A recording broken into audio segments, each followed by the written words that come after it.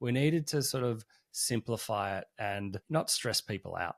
We want them to come to the website and breathe out, feel like they're at a place where it's calm and they're going to find a solution to their problem. We send it to our brand director. Obviously, this is after doing a deep dive call with the client, and they answer a questionnaire, and we talk about everything from, what's working, what's not working, who their competitors are, who their target audience is, what their pain points are, how they solve those pain points, what their marketing strategy is, the look and feel, the colors, the pages, the page structures, and pretty much everything, right, that goes into a website brief. Hello and welcome to Marketing Speak. I'm your host, Stephan Spencer. It is my pleasure to have Greg Merrilees back on the show yet again. This is the third in the series of client case studies where we're sharing the inside scoop on shared clients that we have both worked on.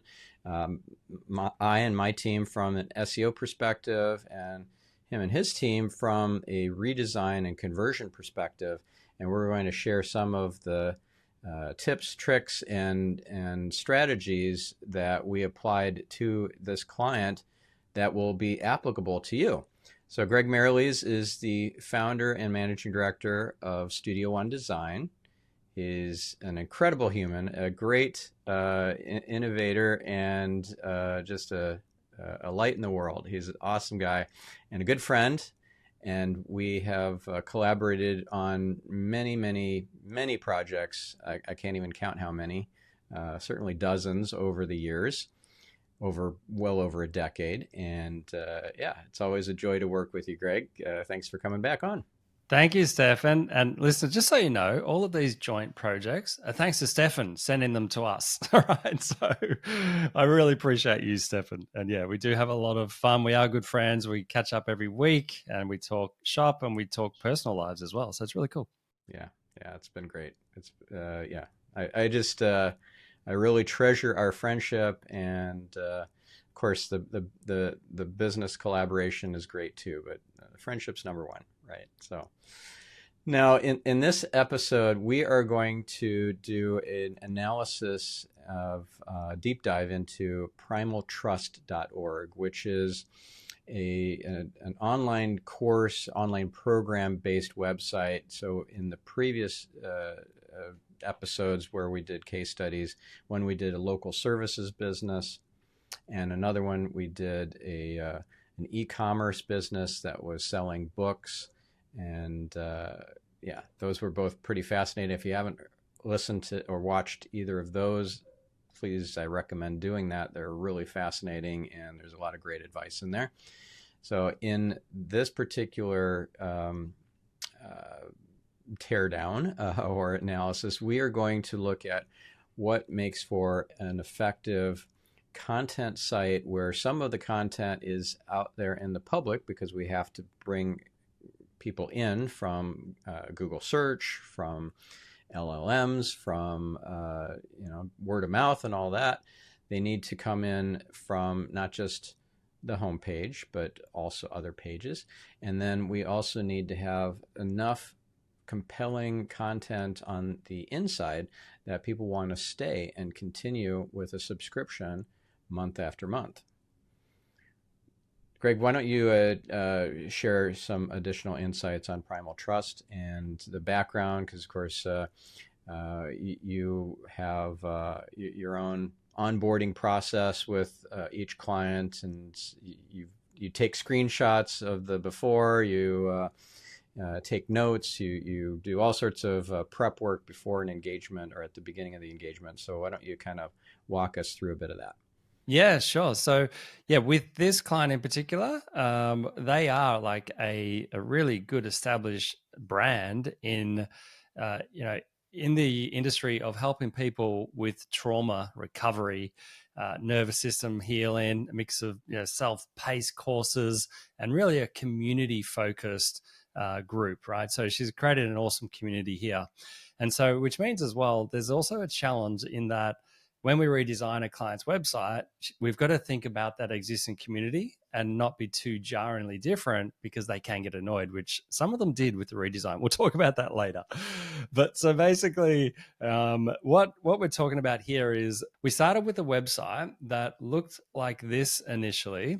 This is just a screenshot that we took when we onboarded, when we sort of did a deep dive discovery call with a client before we onboarded them.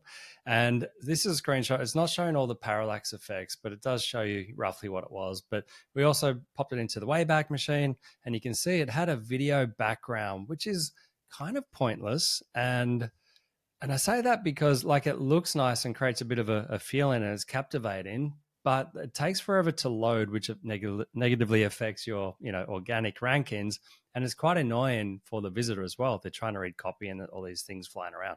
And it might... Yeah, and it also it adds a lot of cognitive load, and thus people are less inclined to make a buying decision, right? It adds decision fatigue before they even have made a decision, because all that cognitive load from the busyness of stuff happening behind the scenes or behind in the background. And what I also say about video backgrounds is it might be great and exciting for the first time visitor, but imagine your repeat visitors that have to watch this again and again and again. They just get bored of it, right? So it's quite annoying, and it's just on a loop. So it's kind of pointless, and there's just a better way to display some like the above the fold section. Now, you might notice as well, if you're watching this on video on YouTube, there's a little video here with a play icon in the middle, but it's following my cursor around the screen. So it's quite funny, amusing, and gimmicky, but that's where it ends.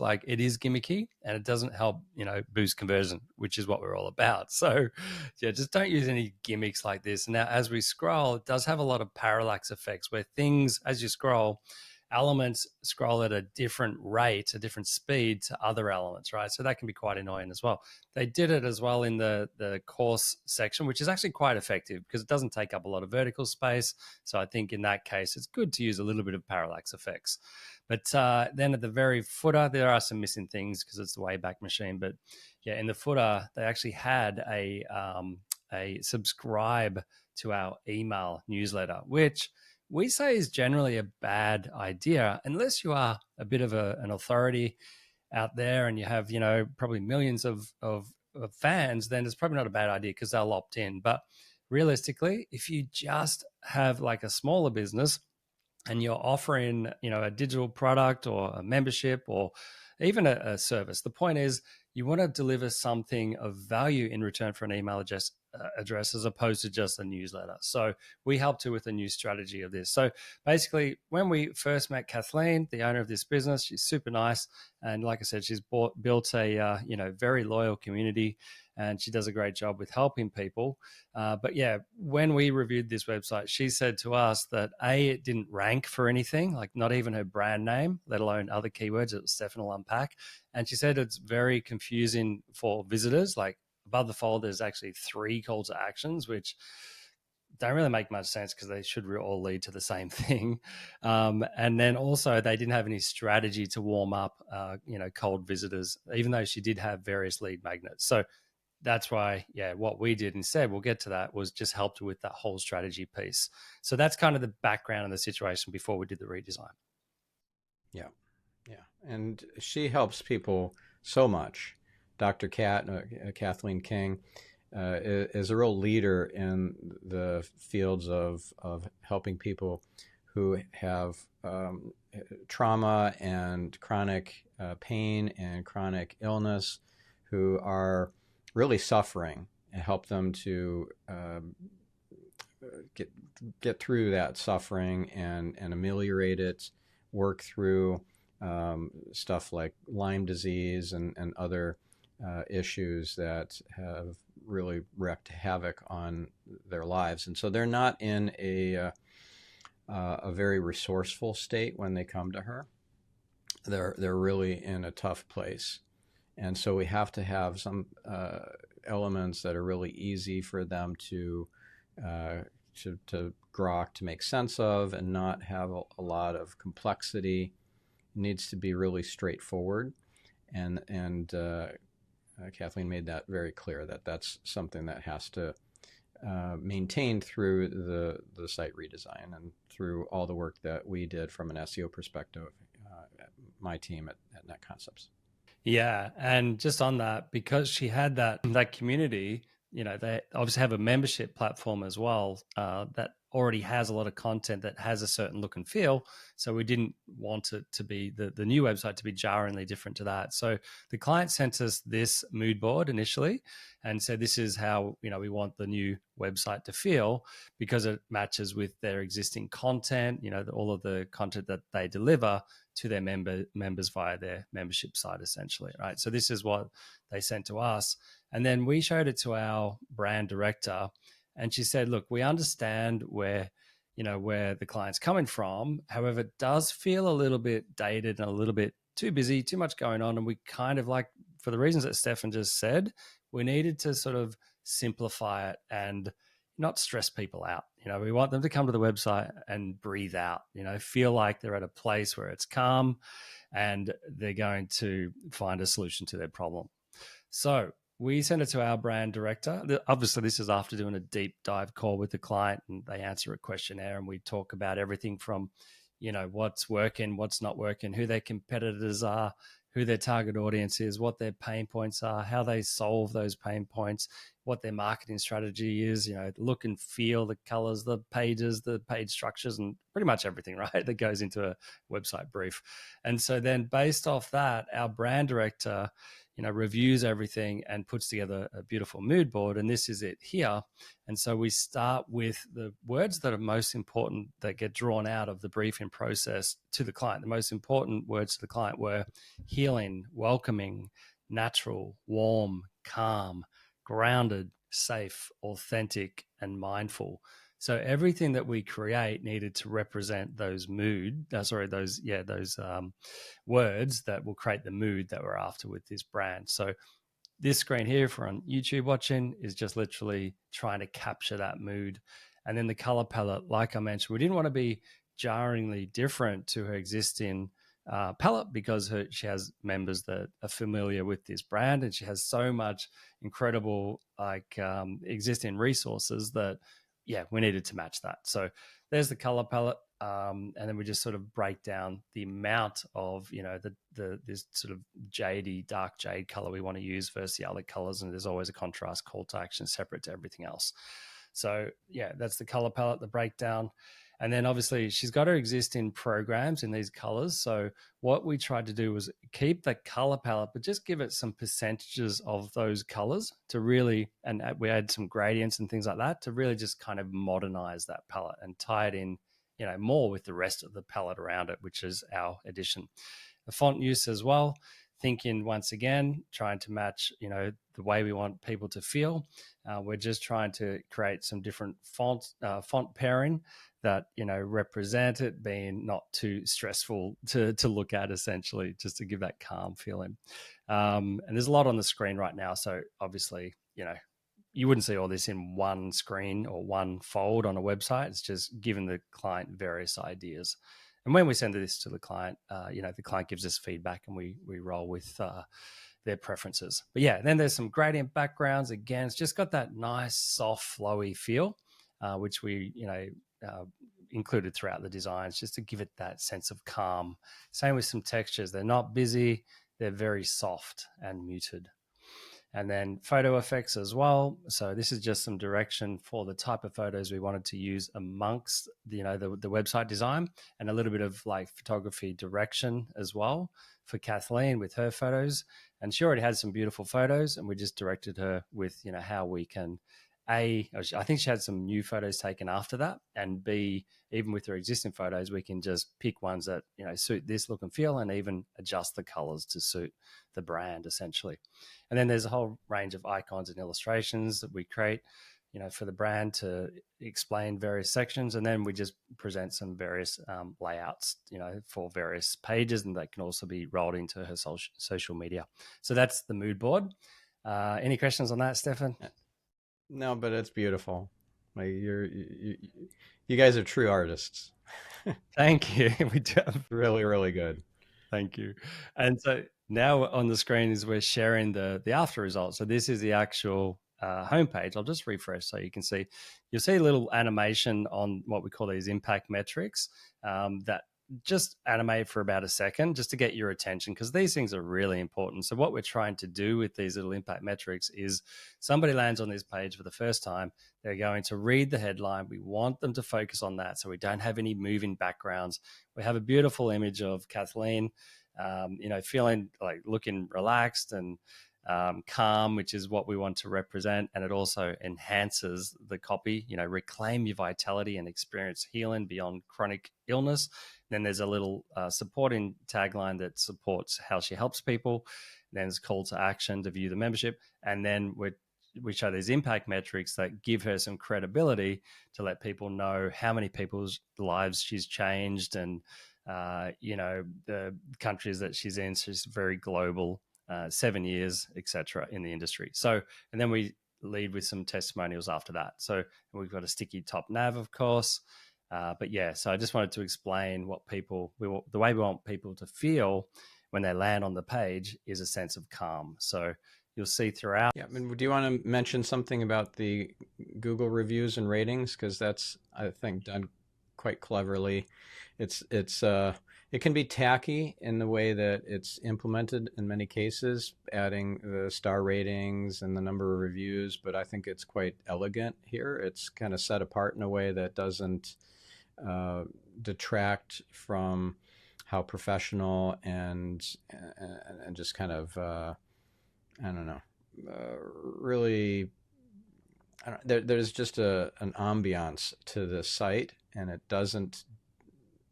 it's not garish in the way that it's implemented.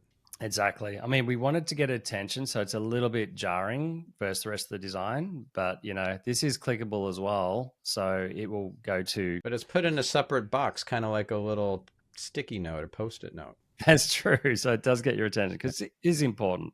Like they're all 5-star, well, 4.8 on average, which is more believable than 5-star, right? Because you can't expect everyone to be 100% happy.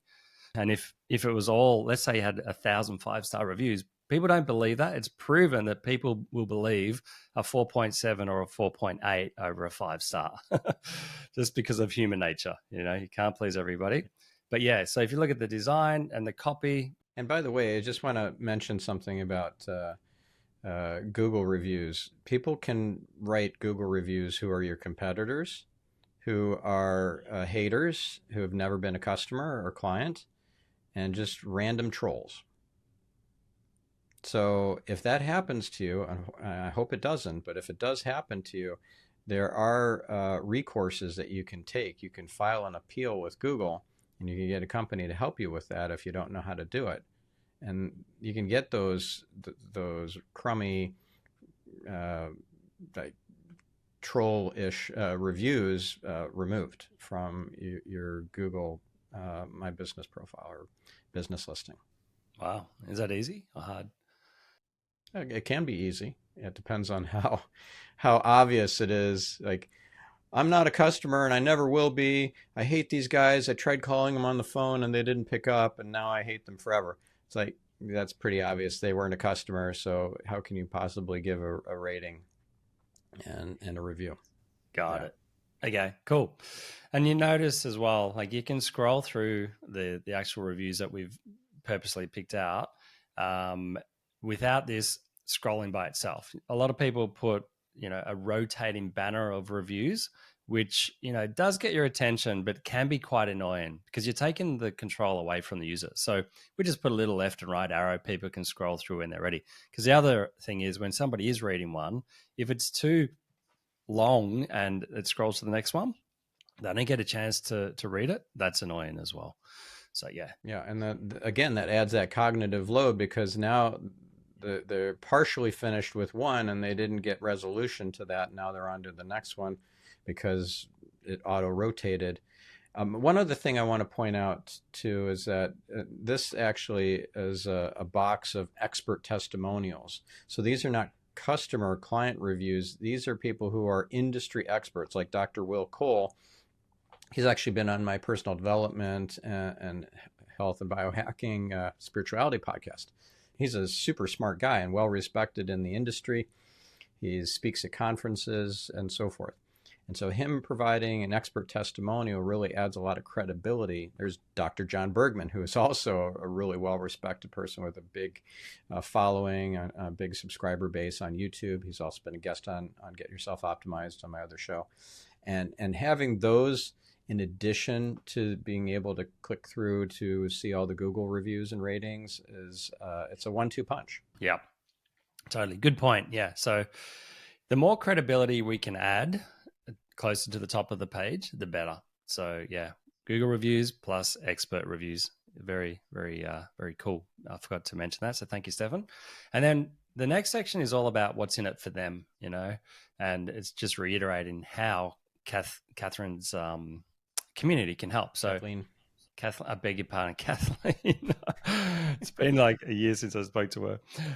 Sorry about that. So find your community, find your strength, and you'll see the font pairing as well. Just kind of just focuses on the two words community and strength. And then, some text sort of talking about the situation and the problems that they face.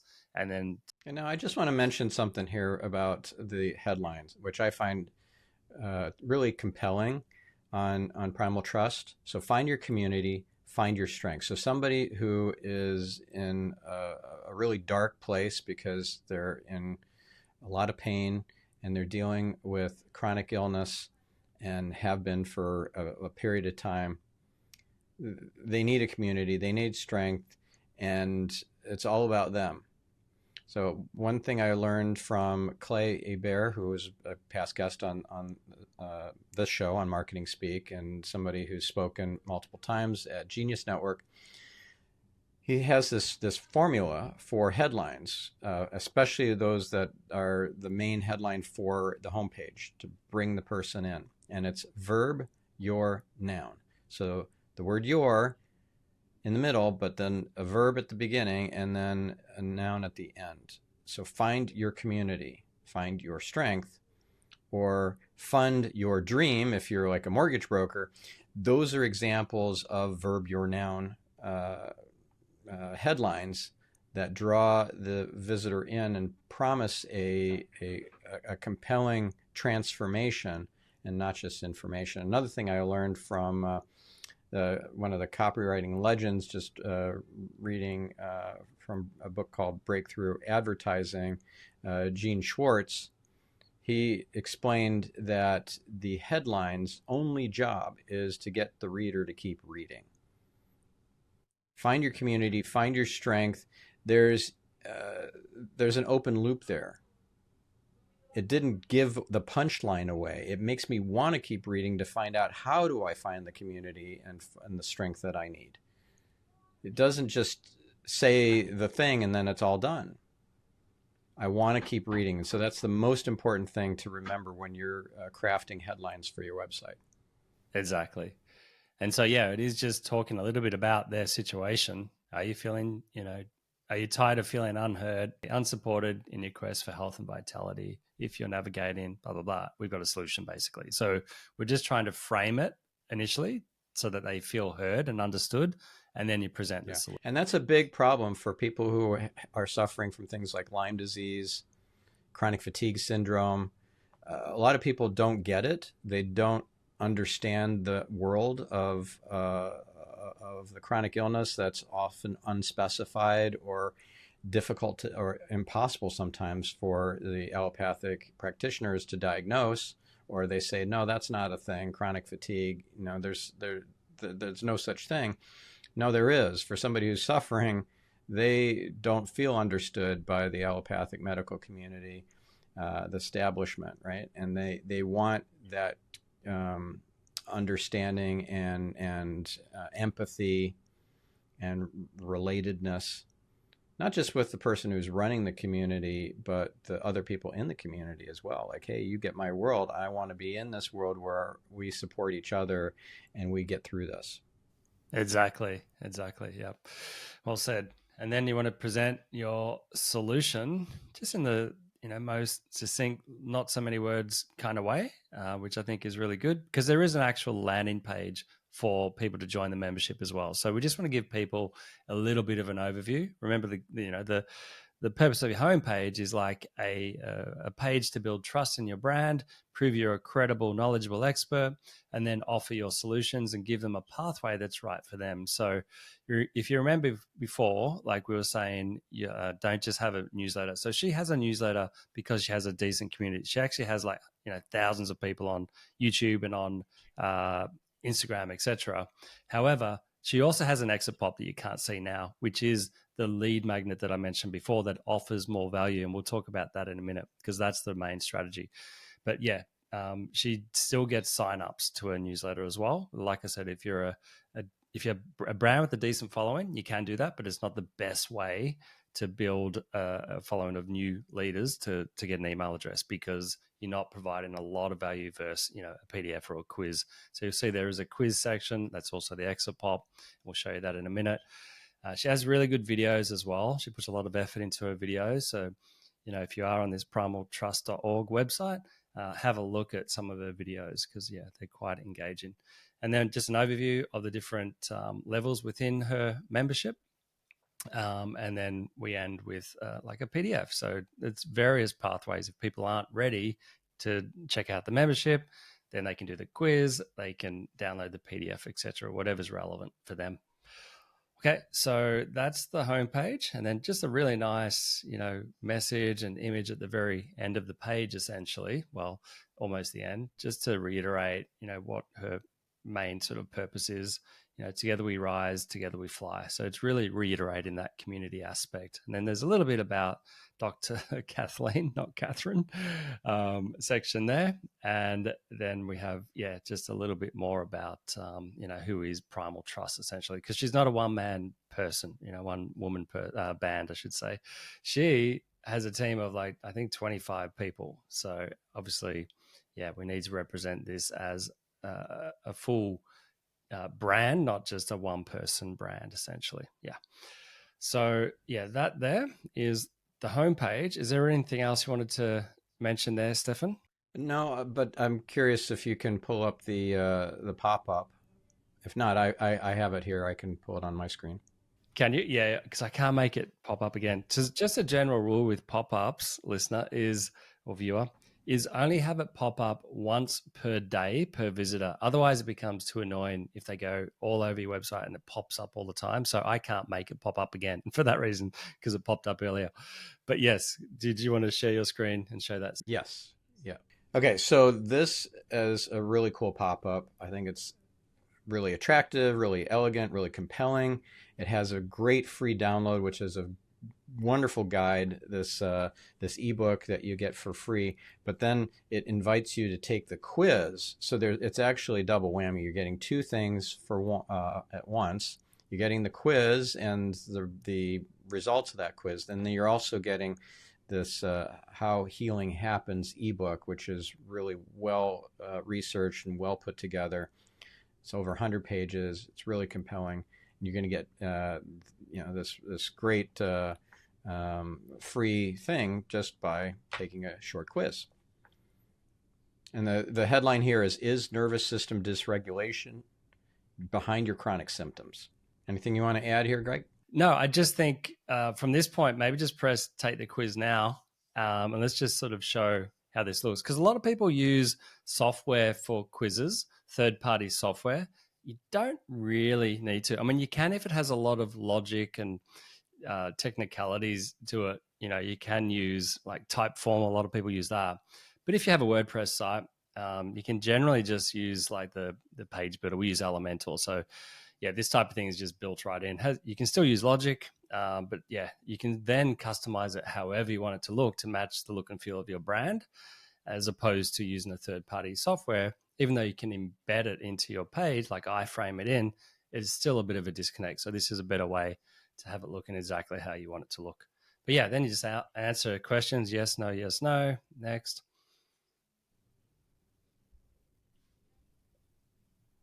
I think you have to answer all. There's like 5-6 steps. So not sure if you want to go through all that on this call, but you get the point, right? Yeah. Like, it's really the beauty of it, asking so many questions, is that it's really letting people know that, wow, you really have thought about all of these questions And it really, to them, would feel like if they answer it, that you will understand them better. So that's the purpose of it. So even though it's a lot of work, in this case, like, the people that are coming to her do have a problem. So this type of quiz would work really well. So yeah, it just depends on your target market and your business model as to whether or not you would go to this type of effort to do a proper quiz with the. Yeah. So in this case, it's 30 questions. There are other sites that we've worked on together that are more like 5 questions or 10. Just depends on, as you said, the outcome of the quiz, the client and their needs, and what you're trying to deliver to them. So now you're getting a score, overall results, 4 out of 30.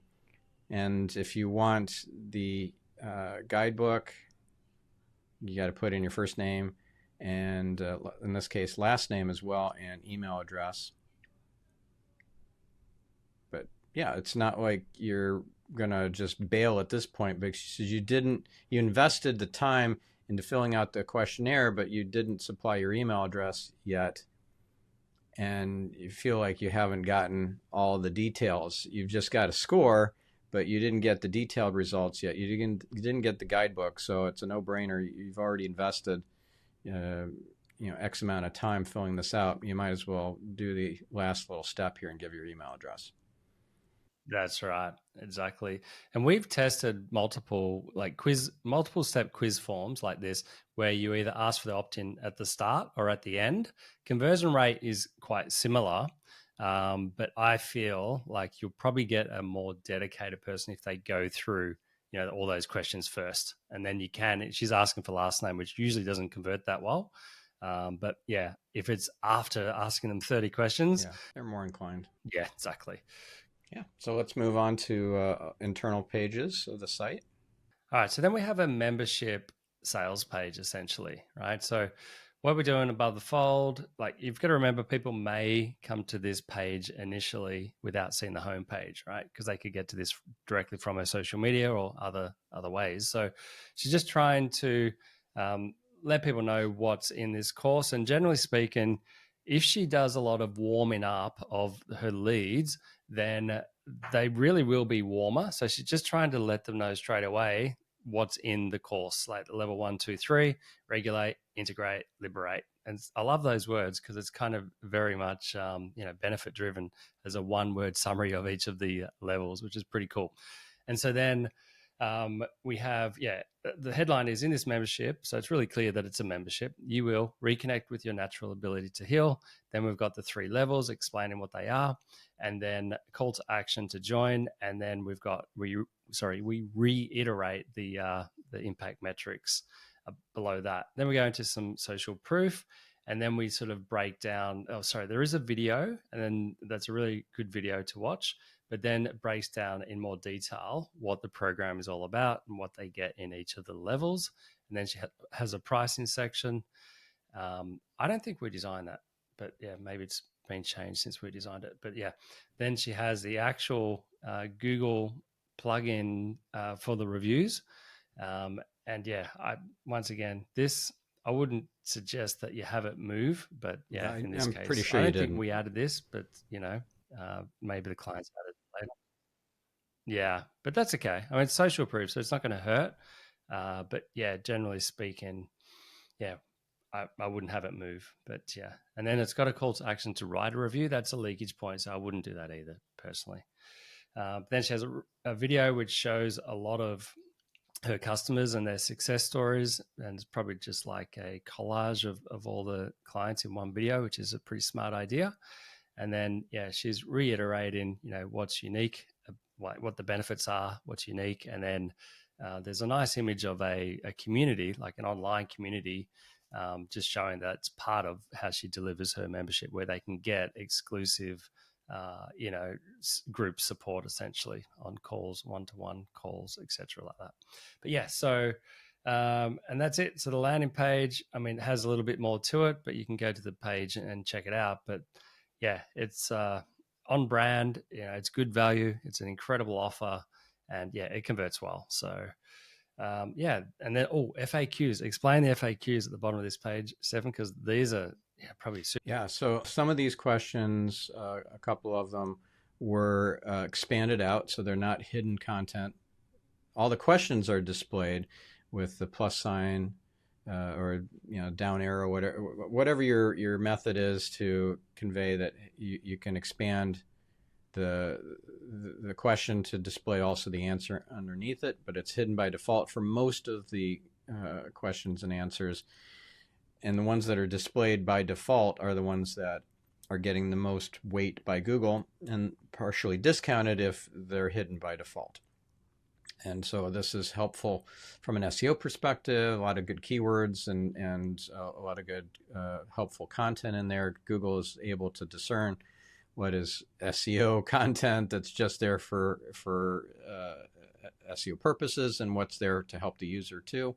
The AI at Google is very sophisticated in that regard. So this is really helpful content. And there's a lot of answers in there for people who have a question and they want to delve into details around different aspects of the membership and how it works. It's basically an objection obliterator before they sign up. Exactly. Very powerful. And she's got a lot of questions, which I imagine she's been asked these questions over time. So she probably just keeps adding to the list based on, frequently asked questions. So it's pretty smart. But yeah. And then so the first batch are related to level 1, second batch are related to level 2, etc. So yeah, it's really organized from a user's perspective. So I think that's pretty cool. Now I'm just pressing the little arrow that appears in the bottom right corner to get to the top of the page. A lot of designers or developers forget to do that. And it's quite annoying for the user if they have to manually scroll up, especially on a long landing page. So just by adding that little helpful arrow to get to the top, it disappears when you get to the top, but it's quite helpful as. Now somebody might say, well, that's not necessarily intuitive. I haven't seen that on that many websites or whatever.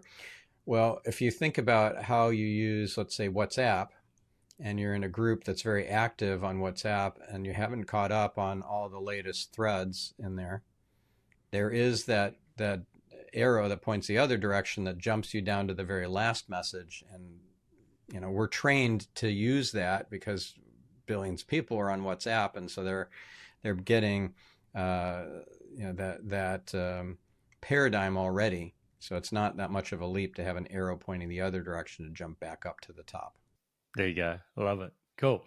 Now, one of the most important pages on your website is your social proof page. So the more social proof you have, the better, in my opinion, but you don't want to plaster it all over every single page. You just want to scatter it appropriately over every single page. But if you have a dedicated page for social proof as well, then people can go to this page and see the volume of social proof. So she's got her Google reviews in there, and then she's got, segments for the different types of social proof that she has, from doctors, from members, videos, stories, data research, level 2 program, etc.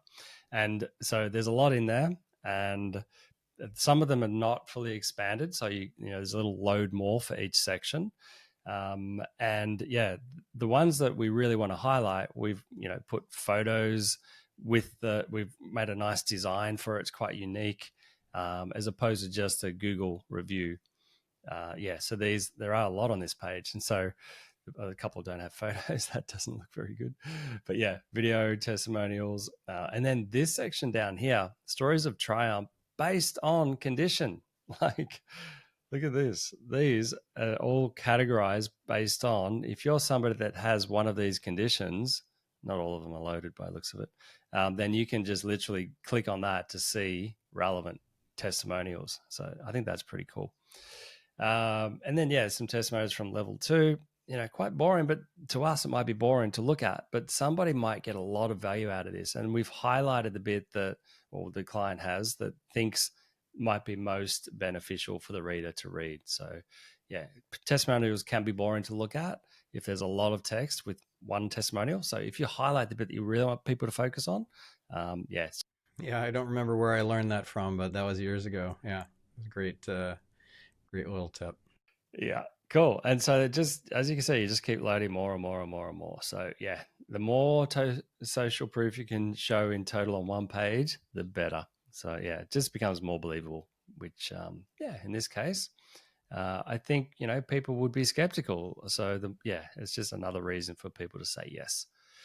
Okay. And then, yeah, so basically with this client, the more calls that she has booked, the more sales she makes. And I think probably because people need to be convinced that she has a solution that's specific to their, helping solve their particular condition.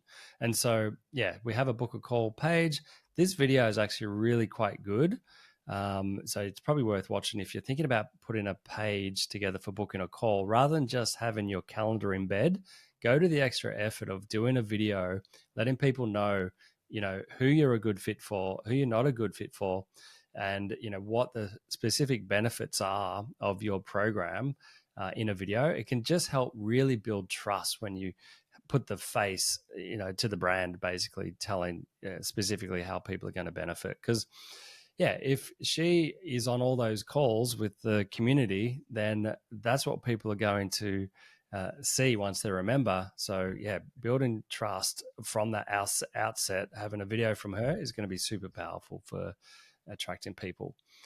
So then she has a calendar embed. That doesn't look the best, but the point is, before people book a time, she's trying to give them an overview in this video of what, why it's important to book a call. And then she's got throughout the page, what you received during your call, and she just talks about the benefits essentially, and then she finishes the page with social proof. So pretty basic page, but compare that to just having a calendar embed. This page generally converts a lot better. Then off the back of that, there'll be a thank you page with a video thanking them and making sure. Yeah, and I don't remember if I've shared this before on one of the past case study episodes, but whenever you have a thank you page, you have 100% of their attention. And the worst thing to do on any kind of thank you page is to just say, check your email. Your free thing is over, in your inbox. Well, they're flooded with so many distractions in their inbox. You're going to get just a sliver of their attention if you send them there. So instead, well, you have that 100% attention on the thank you page, really deliver more value and keep them engaged and upsell them, cross-sell them, get them to further move down your funnel or your buyer journey while they're there before they go check their email. So you could even say, hey, in a few minutes or in 10 minutes, your email will arrive. In the meantime, please walk through this,